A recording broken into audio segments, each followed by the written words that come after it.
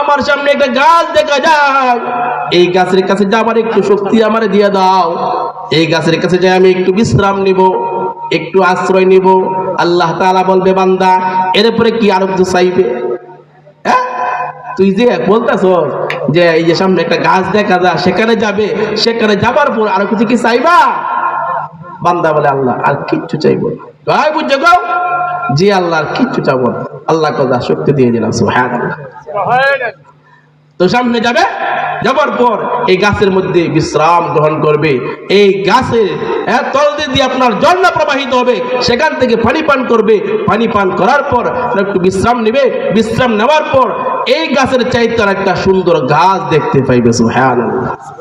ওই আল্লাহর বান্দা বলবে, ও আল্লাহ, এই যার একটা গাছ দেখা যায়, সেখানে যাবার একটু শক্তি আমার দিয়ে দাও। ও আল্লাহ আর কিচ্ছু চাইবো না। আল্লাহ তাআলা বলে, কিরে বান্দা, এই মাত্র তো ওয়াদা করছিস কিচ্ছু চাইবে না, তাহলে এখন কেন আর চাইলে? বান্দা ডাক দিয়ে বলবে, আর চাইবো না, আর চাইবো না। আল্লাহ তাআলা বলে, যা বান্দা, তোরে আমি শক্তি দিয়ে দিলাম। আল্লাহর বান্দা সামনে একটু অগ্রসর হবে, আর একটা গাছের মধ্যে যাইবে। যাবার পর সেখানে বিশ্রাম গ্রহণ করবে।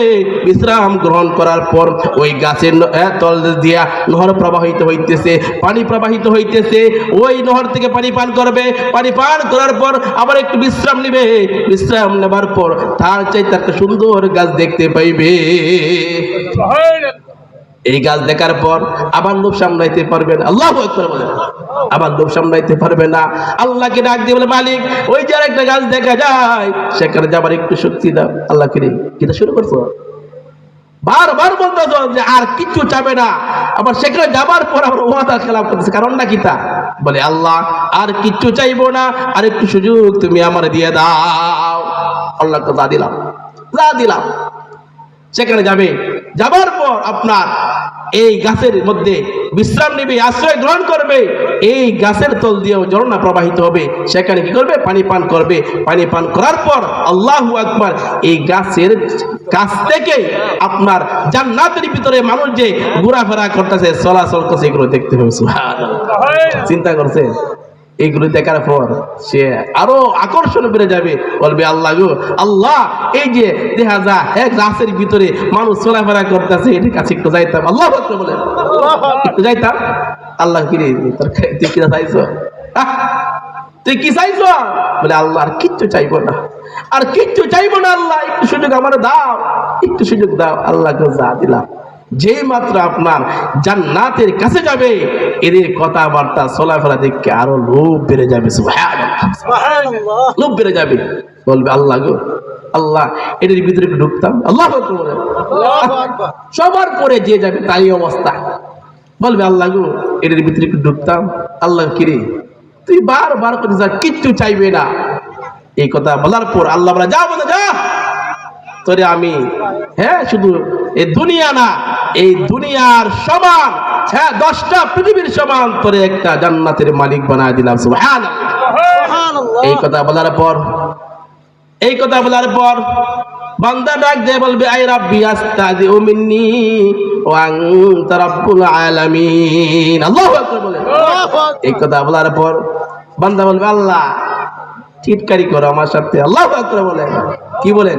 কেউ যদি যা তোমার কাছে প্রধানমন্ত্রী শরীরে বেঁধেন, অবস্থাটা কেমন কইতো না?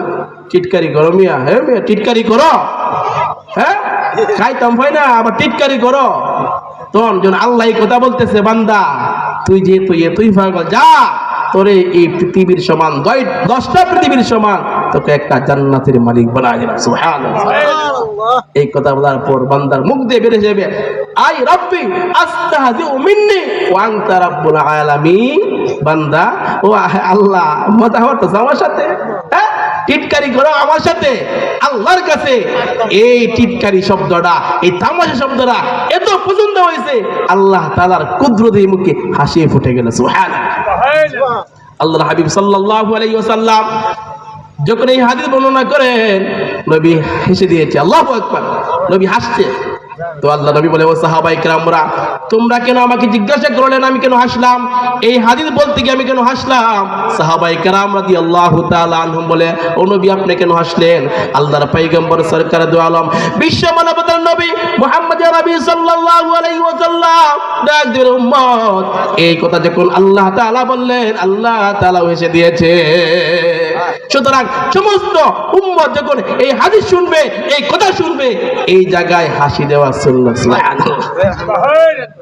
আল্লাহ বলে, বান্দা শুধু তাই না, তোর খেদমতের জন্য, তোর সেবা করার জন্য 70,000 খাদেমাও দান করব। এই নিয়ামত, হ্যাঁ আল্লাহর নিয়ামত। তো ভাই দোস্ত বুজুর্গ, আমরা মুসলমান, আমরা নিজেকে মুসলমান দাবি করি, কিন্তু মুখে আর কার্যকলাপে কোনো মিল নাই। মুখে আর কার্যকলাপে কোনো মিল নাই। আজকে দুঃখ আর আফসোস লাগে, আমাদের সমাজে অন্যায় অপরাধ হইতেছে, আমরা